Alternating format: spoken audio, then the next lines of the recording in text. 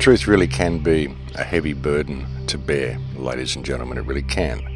And I get a lot of mail from people, a lot of emails from people saying my life has changed so drastically since I discovered the truth, and they are finding it very difficult to function in normal society.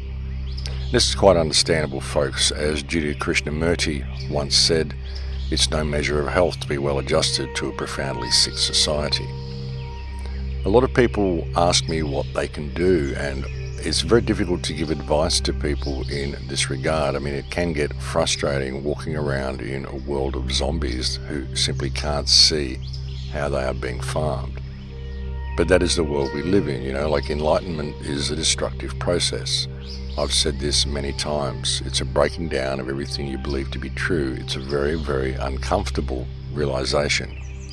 And the only real advice that I can give to people, advice is a dangerous thing to give, but the only real advice I can offer in this regard is to suggest that people always stay true to themselves and lead by example in all that you do. Don't expect the people around you to wake up.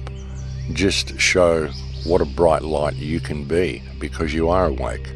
But don't have any stake in the outcome of your actions. Don't expect people to get it, because very often they won't.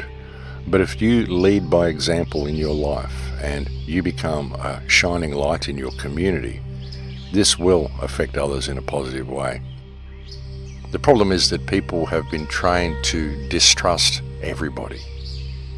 The most difficult thing for people is when they discover the depth of the deception that we're facing in the world today, just how all-pervasive this matrix is and just what the matrix is. What really holds this whole system in place? It's simply our belief that the system is real and our belief in words that are written down on paper. The system is essentially held in place by magic, but if you say that to people, they think you're crazy because they don't believe in magic, because they don't know what magic is, and yet magic appears all around them every day. That's what holds the system together. It's held together purely due to people's belief that the system is real. And this belief is held together by people's belief in the legal system. And this is held together in turn by people's belief in the written word. This is how the magic works. This is how the spells work. All of the secret codes and all of the numbers that they put in there, the magic that it creates, all of the symbolism that they put everywhere. There's a certain magic that is created by all of this stuff which they use to control us. Once you've done enough research, you begin to realize that one of the main purposes of this secret language is actually to control those who are researching into who the controlling hand is and those who are researching into where things are going. They use the secret language to control those who know about them. Basically, they use it to control their opposition. And the way this is done is really quite clever. But of course, everything about this system is quite clever. But in order to understand how you are controlled by these secret markings and these secret codes, you need to understand the difference between left and right brain perception, and you need to understand how the language works, and you need to understand how the law works, what the law actually is. And when you look at law, there are two types of law on Earth. There's natural law and there's man-made law. And see, what they do, folks, is they teach you to think in language. They teach you to always think in language, and they take you to school and they teach you to spell. This is the first thing that they teach you to do, to spell words. And these are written words. Spoken words you don't need to spell. Not in normal thinking, in normal everyday life. You don't need to spell words. You can just speak them. But once you're taught to spell, and you're taught to view words as something that is written down, then the words have a power over you. But it's a spell, it's a glamour. That's why they call it spelling. And most people don't realize that when they are spelling, they are casting spells. Someone could tell you to do something, and if that something is wrong, you're liable not to do it. someone could give you an order to stand between the lions, and you may think that that's ridiculous and you won't do it. But if it's written down, you have more of a propensity to actually follow the order and to do what you're told. You know, if you went to the park and there was some guy standing there and he told you not to walk on the grass, you'd probably look at him like he has rocks in his head and walk straight across it, because it's a free world and you can do what you want. But if there's a sign there that says, do not step on the grass, you're more likely to take the path. And that's how written language works. You see, Black's Law, the legal book, it's not really a book of law, it's essentially a grimoire, it's a book of spells. They can write down all of these rules on paper and you suddenly believe they apply to you, but only because you can spell. Only because the spells are holding you in place by your belief in this written language, when real language is actually spoken and real law is known. We all know what right and wrong is. We all have an inherent sense of good and bad. But by writing words down and spelling words, we can begin to mold the mindset of people and get them to operate within parameters which exist outside of natural law. Written language is essentially a form of symbolism. And not all symbolism is bad. Symbolism can be used for good purposes, such as to convey information to people. But a lot of language, a lot of ancient languages, you'll find languages such as Hebrew, Aramaic, Sanskrit, even Chinese. These types of languages are not spelled. You'll find that there is a symbol which will convey an entire word, and the symbol may convey a different word if used in conjunction with different symbols, such as Hebrew. There's like 6 meanings for each letter, but each letter is an actual word. It's not a language that is spelled. And think about it, folks. Why do you need to spell words? You know, if you've got a rock or a brick, or you want to say him or her or she or he or it, you want to point to a building or a car, why do you need to be able to spell it? Why isn't there simply a symbol for building or car or he or she or it or whatever it is you wish to convey? Why do you need to spell them out a letter at a time? Why are we required to spell a word? And what do we do when we spell a word? What we do is we wrap the word in a spell. And people really need to consider the significance of that and what the word spell actually means. It is in the spelling and the symbolism that is contained within the language that the mental and psychological control grid is constructed. And the same can be said for numbers and geometry. You notice that there's often secret numbers around the place. The number 33 seems to be a commonly recurring theme. 42, 322, the number 9, the number 11, all of these numbers are commonly used and are therefore thought to contain certain significance. And many people spend a lot of time in gematria and study of these numbers in an attempt to discover what this magic is and how it works. And the same can be said for the geometry. The Freemasons place symbols all over the place. They place designs and sigils in the very architecture and structure of the road system. They place plaques all over the place. They put their symbolism everywhere they possibly can, and they always use things such as Euclid's 32nd supposition when building their structures. And this also puts an energy grid in place, but it's an energy grid that doesn't just create the geometric nature of the matrix that we live in, it also helps to create the mental and psychological matrix that keeps people constrained, most especially those who are researching into the control grid. And that's what many of the numbers and the geometry is there for, because most ordinary people will never even notice these things. These things are put there for people who have some type of knowledge of the occult and have began looking into this control grid and have began to research into all of this esoteric information. But they're put there to control and misdirect the researchers. You see, they put the numbers there and they put the symbolism there so that you will notice it and you will look for it.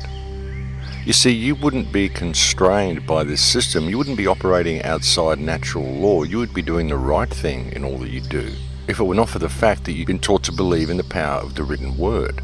And so now this written word will cause you to operate outside your moral compass, to operate within black law rather than in natural law. And when you notice this and you begin to see that there's something terribly wrong, you start wanting to know who the controlling hand is, and so you start looking into it and you find there's symbolism everywhere and it gets you excited. You're onto something, you've discovered a secret, and so you continue to look for the symbolism. And every moment that you spend looking for the symbolism and counting the numbers and finding the hidden meanings in the words, you're not paying attention to your surroundings and you're not operating in natural law. You're not doing the right thing in all you do. You're not dealing with the situation because you're too busy going down the rabbit hole to find out what the magic is. And that is the magic. The magic is the fact that you are now distracted and your head is down this rabbit hole and you're not dealing with your surroundings. That's how the magic works, and that's why they put it there. If you couldn't spell, if you weren't trained to always obey the written word, why would you be looking for this stuff? Why would you be looking for the numbers in everything? Why would you be looking for the symbols in everything if you weren't forced into thinking in a left brain way and you weren't forced to live within the dictates prescribed by civilization? You'd simply be dealing with the world around you. You wouldn't be looking at all of these secret things. You'd be seeing something wrong and you'd be making it right. This whole geometric structure of a city completely disconnects you from your natural environment anyway. Just walking on flat surfaces with square corners completely disconnects you from everything you're supposed to be. But when you discover this and you start looking for the symbolism, then you start finding it everywhere, and again you think you're onto something. Now, what does it have to do with life? What does it have to do with getting food? What does it have to do with your soul? What does it have to do with anything that is not part of the matrix? All of it is part of the matrix. And if you couldn't read and you weren't locked into this matrix, you'd simply be doing the right thing in all that you do. When you see something wrong in the world, you would intervene and you would stop that. But rather than doing that, we all operate outside our moral compasses and we obey the dictates of that which is written down rather than the dictates of that which is morally correct, that which is right over that which is wrong. But we don't do that. We obey the dictates of the written word and we try to find remedy in the written word. And people are constantly digging through little rabbit holes in the matrix in an attempt to find their way out, when all they have to do is look around them and realize that it's all an illusion. See, the problem is that even when people find out the truth and they start digging around looking for it, they're still not really paying attention to the world that they live in, and you're not operating in natural law. You're simply not dealing with the world around you. You know, the elites will get together and they'll have these big bonfires where they'll worship this symbolism, they'll revere these numbers, and we wonder why they do it. They do it because of the control the numbers have over you via the amount of attention that you give them. And that is how the magic works. You know, there's so much about our world that is hidden from us. There's so many mysteries we have about the past. So much of our history has been stolen and hidden. And there's so many rabbit holes for us to go down when trying to discover who and what the ruling hand is and how they get away with and do what they do. But it gets to a point where you realize that all of the mysteries are there precisely so that you will go and investigate them. Precisely so you will try to get to the end of the rabbit hole. So you will try to unravel this mess rather than simply realizing that it's all held in place by fiction. It's all held in place by people's belief in the written word and by people's willingness to operate outside natural law, because that's what the written word tells them to do. And that's the magic, folks. You know, these mysteries are there so that you'll look into them and not deal with the world. The numbers are there so you'll keep searching for them and not dealing with the world. All of the symbolism and all of the emblems are put there, all the stuff the Freemasons put around the place. They don't even know what they're doing, half of these people, but it's put there so that you can see it and discover it. And so you can see that this controlling hand is there, so you'll believe they are all pervasive and all powerful because they control everything, because their symbolism is everywhere and their numbers are everywhere. But if you weren't taught to spell and you weren't casting spells in your view of the matrix and looking at it through the filter of the spell, the glamour that you've been put under, then you would simply be operating in natural law and you wouldn't do any of the stuff this system requires you to do. That's how it works, folks. It's all a glamour. The whole thing is an illusion.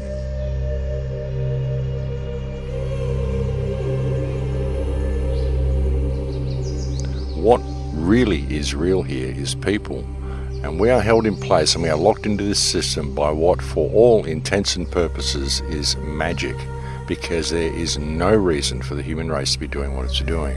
We do it because we're told to do so, because we believe that which is written down on paper, because at a very early age we were taught to spell. Symbolism is also extremely useful in creating an air of distrust. And think about it. Symbolism is everywhere. Everybody uses symbolism for something. Every time you write down a word, you're using symbolism. Every time you design a logo, you're using symbolism. This is the way it works, folks. It causes people to distrust everything, and that's its purpose. And of course, the independent media has been greatly infiltrated to foster an enormous amount of distrust with people, and it's also been very sensationalized via the monetization of YouTube. The monetization of YouTube has been a huge trap for people, because now people are locked into the economic model. And the economic model is what we are attempting to defeat. The economic system is the cause of our problems. Well, at least it's the glue that holds the system together. And now, via the monetization of YouTube, people have become locked into the economic model in their activism. And so they tend to sensationalize their YouTube clips in order to get views, because now it's about views rather than spreading what they know to be the truth and what they know will empower people and attempting to unite people and find a way out of this mess. Now it's about bringing people information that they really already know and sensationalizing it as much as possible in order to get traffic to your YouTube clips or to your website. Real activism has now taken a back seat to view counts and clicks and traffic and likes. Another really dangerous thing that has happened to the internet is the rise of Facebook, the way it has really began to take over everything. For many people now, Facebook is the internet, and the internet is Facebook, and it's fast becoming more and more that way. Very few people go to other websites. They simply go to Facebook and get their news from Facebook. And this is setting a very dangerous precedent, folks, because Facebook is virtually taking over the internet for many people. And the flow of information on Facebook is heavily regulated and heavily controlled, and it's becoming more and more difficult to spread random information to random people. People only get alerted to stuff that they've already looked at, stuff that Facebook believes they may be interested in. It doesn't allow them to have access to any information that isn't already categorized by Facebook to be of interest to them. So this very effectively filters people's access to any new information. It effectively locks people into groupthink. You'll find that people who think a certain way all have access to the same information. They form their own groups, and it separates them from people who think a different way. And it also limits the access that people get to information that may be very important to them. Naturally, it very much affects the spreading of truth and factual information to people, and also very effectively prevents people from ever thinking outside of whatever little boxes they may have constructed for themselves. It keeps people stupid, folks. It stops people from ever breaking away to some new area that they hadn't thought of before. But again, it's all spelling. It's all the written word. You know, when we indulge in social media, we communicate in social media, we're not talking to each other. We're typing to each other. We're writing down words, and many of the words that we write down, we don't even know what they really mean. But the internet has been a huge boon in many ways. It's made the world smaller. It's given us access to so much information, but it has removed people of their life skills, and it has moved people away from verbal communication and real communication and into a world of typing and texting and into a left brain world that is all written down or coded or numbers, and it is simply not the world that mankind should be living in. There's lots of questions that we can ask, folks, but we've got to adjust our moral compass in order to do so. And the thing about it, folks, is that's why it doesn't matter what other system anybody comes along to offer you. If you haven't shifted your moral compass, then it doesn't matter.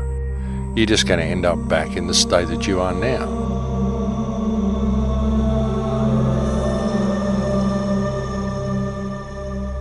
And it's even your need for someone to come along and offer you another system that is the very problem itself. All we need to do is get an understanding of what it is to do right and what it is to do wrong, and stop engaging in or tolerating behaviour that is wrong, most especially when it's coming from our governments. We're voting people in and voting people out and attempting to put a different face on the coin because we're so concerned with our own personal surroundings. We're not looking at the bigger picture. And as I said, when we do, we just get trapped down rabbit holes that have been purposely put there just to keep us distracted, just to keep us divided, just to keep us fighting amongst each other, and to prevent us from ever really stepping into action.